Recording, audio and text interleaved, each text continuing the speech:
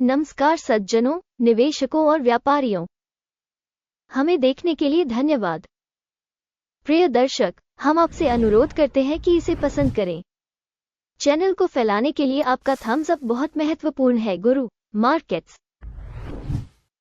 हम कंपनी के मौजूदा मूलभूत संकेतकों की तुलना करेंगे। बिग कॉमर्स होल्डिंग्स, टिकर BIGC। ये समीक्षा उस समय की वर्तमान जानकारी का उपयोग करके की गई थी, 7 अगस्त 2024। वर्गीकरण द्वारा Guru Markets company BigCommerce Holdings Inc उपश्रेणी के अंतर्गत आता है। डिलीवरी विश्लेषण में 57 कंपनियां भाग लेती हैं, जो बहुत प्रातिनिधिक है। हम कंपनी के बारे में सारांश जानकारी से शुरुआत करते हैं। यदि आवश्यक हो तो आप वीडियो को रोक सकते हैं। हम कंपनी के प्रत्येक पैरामीटर पर अधिक ध्यान से विचार करने का प्रस्ताव करते हैं। आप पिन की गई टिप्पणी में लिंक का उपयोग करके टिकर्स के वर्गीकरण के साथ डेटाबेस पर जा सकते हैं। मैं आपसे अनुरोध करता हूं कि आप अपने सोशल नेटवर्क पर सुरक्षा विश्लेषण वितरित करें। आपके दोबारा पोस्ट करने के साथ साथ अन्य मदद के लिए धन्यवाद। ये सब हमारे लिए बहुत महत्वपूर्ण है। अच्छा दोस्तों, चलिए शुरू करते हैं। कंपनी का बाजार पूंजीकरण बिग कॉमर्स होल्डिंग्स 46 बिलियन है और उपश्रेणी का बाजार पूंजीकरण $2,387 बिलियन है। बिग कॉमर्स होल्डिंग्स की हिस्सेदारी 0.019% है। यह उपश्रेणी की बहुत छोटी कंपनियों में से एक है। कंपनी की बैलेंस शीट पूंजीकरण $2 बिलियन अनुमानित है और उपश्रेणी का बैलेंस शीट पूंजीकरण $478 बिलियन है।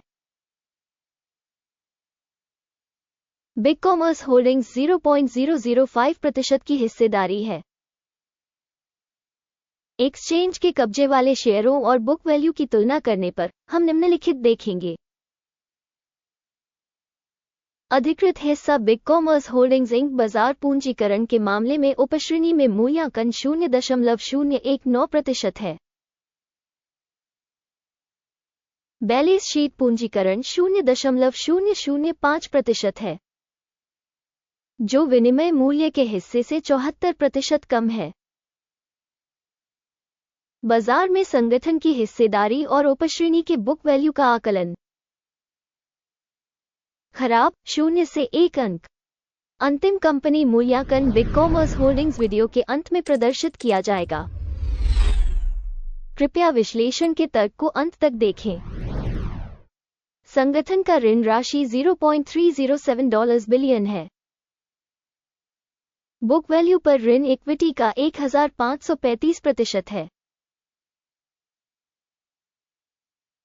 कंपनी के ऋण दायित्वों के स्तर के आधार पर रेटिंग बहुत खराब 0 से 2 अंक। कंपनी के बाजार मूल्य और उसके लाभ का संतुलन 0 से मेल खाता है। उपश्रेणी का औसत 32.1 है, जो उपश्रेणी से भी बदतर है। उपश्रेणी में कंपनियों की तुलना में शेयर की कीमत और उसके लाभ अनुपात का आकलन बहुत खराब 0 से 2 अंक। पिछले 12 महीनों का लाभ 0 से $41 मिलियन कम था। अगले 12 महीनों के लिए अनुमानित आय अज्ञात है, जो कंपनी की संभावनाओं के लिए बहुत बुरा है। उपश्रेणी में कंपनियों की तुलना में अनुमानित भविष्य के लाभ संकेतकों का मूल्यांकन अच्छा 1 अंक। कंपनी का मूल्य आय अनुपात 1.4 है।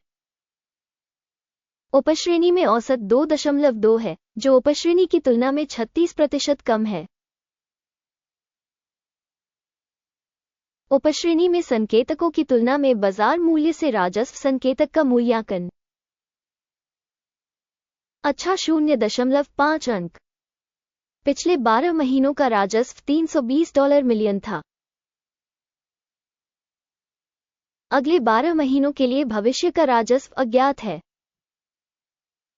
जो कि कंपनी की कीमत के हिसाब से बहुत खराब है। उपश्रेणी में संकेतकों की तुलना में अनुमानित भविष्य की बिक्री संकेतक का आकलन। खराब 0 से 1 अंक। मार्जिन 0 से 12.7% कम है। उपश्रेणी के लिए औसत 6.8% है। उपश्रेणी औसत और कंपनी के प्रदर्शन के बीच का अंतर 19.4% है।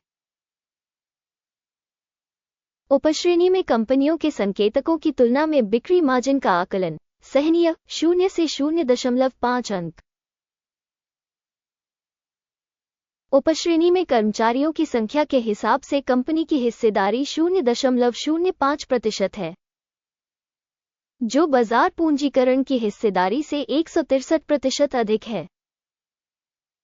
और ये तथ्य कंपनी के विनिमय मूल्य के बीच विसंगति को दर्शाता है। बिग कॉमर्स होल्डिंग्स इंक शायद कमतर आंकने की ओर। कंपनी के प्रत्येक कर्मचारी के लिए बाजार पूंजी की राशि $346,000 के बराबर है और उपश्रेणी के लिए $897,000। उपश्रेणी औसत और संगठन के प्रदर्शन के बीच का अंतर 61.4% है। उपश्रेणी में संकेतकों की तुलना में प्रति कर्मचारी कंपनी पूंजी की मात्रा का अनुमान। अच्छा 0.5 अंक। प्रति कर्मचारी लाभ की राशि $0,000 है। $27,900 की उपश्रेणी में औसत के साथ। उपश्रेणी औसत और कंपनी के प्रदर्शन के बीच का अंतर 100% है। उपश्रेणी में संकेतकों की तुलना में प्रति व्यक्तिगत कंपनी कर्मचारी लाभ का अनुमान। सहनीय 0 से 0.5 अंक। संगठन के प्रति कर्मचारी बिक्री की मात्रा $245,000 है। उपश्रेणी में $412,000 है। उपश्रेणी औसत और कंपनी के प्रदर्शन के बीच का अंतर 68% है। उपश्रेणी में संकेतकों की तुलना में प्रति कंपनी कर्मचारी बिक्री का अनुमान। सहनीय 0 से 0.5 अंक। बिक्री लेनदेन की मात्रा 15.6% है। उपश्रेणी के लिए औसत 5.2% है। यह एक लघु निचोड़ सूचक है। सूचक RSI 14 कंपनी के लिए 24% का स्तर दर्शाता है। बिग कॉमर्स होल्डिंग्स, जबकि उपश्रेणी के लिए यह स्तर 39% है। तकनीकी रूप से उपश्रेणी की प्रतिभूतियां कंपनी की तुलना में अधिक उद्धृत की जाती है। बिग कॉमर्स होल्डिंग्स किसी कंपनी के शेयर मूल्य के उतार चढ़ाव की तुलना करना। बिग कॉमर्स होल्डिंग्स और उपश्रेणी शेयर। हम देखेंगे कि 12 महीनों में share BigCommerce Holdings Inc -51.3% की गतिशीलता दिखाए। उपश्रेणी में मूल्य गतिशीलता के विपरीत 0 से 14.8%। ये स्पष्ट रूप से कुछ भी इंगित नहीं करता है, लेकिन इस तथ्य पर ध्यान देना आवश्यक है। कुल स्कोर दिखाने से पहले मैं कृपया पूछना चाहता हूं, कंपनी के शेयरों का अपना मूल्यांकन छोड़ें। बिग कॉमर्स होल्डिंग्स इंक नीचे टिप्पणी में। टिप्पणियों में आपकी प्रतिक्रियाएं चैनल को फैलाने में बहुत मदद करती हैं। गुरु मार्केट्स समग्र परिणाम 10 में से 0 से 5.5 अंक। उपश्रेणी के लिए औसत कुल 0.1 अंक। यदि आप बहुत व्यापक रूप से देखें तो समग्र रूप से बाजार के भीतर आप देख सकते हैं कि पूरे बाजार का औसत परिणाम 0.3 अंक है। -5.5 अंक के स्कोर के मुकाबले बिग कॉमर्स होल्डिंग्स इंक। आइए ऑर्डर तालिका पर जाएं, जो आपके लिए उपलब्ध है। इसका लिंक पिन की गई टिप्पणी में है। आदेश तालिका में सूचना और संदर्भ प्रणाली द्वारा सार्वजनिक रूप से लिए गए सभी निर्णय शामिल हैं। गुरु मार्केट्स ऑर्डर टेबल तक पहुंच बिल्कुल मुफ्त और मुफ्त है। पिन की गई टिप्पणी में लिंक। कंपनी विश्लेषण के परिणामस्वरूप बिग कॉमर्स होल्डिंग्स। गुरु मार्केट्स एक ऑर्डर खोलें क्योंकि बिग कॉमर्स होल्डिंग्स उपश्रेणी में सबसे अधिक मूल्यवान कंपनियों में से एक। हमें आपको याद दिलाना है 3 अगस्त 2024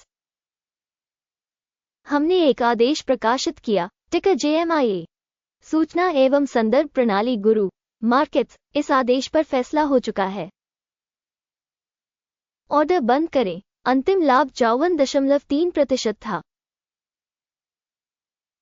इस वीडियो को देखने और सूचना प्रणाली का उपयोग करने के लिए दर्शकों को धन्यवाद। गुरु मार्केट्स, आप पूरे ग्रह पर सबसे अच्छे दर्शक हैं।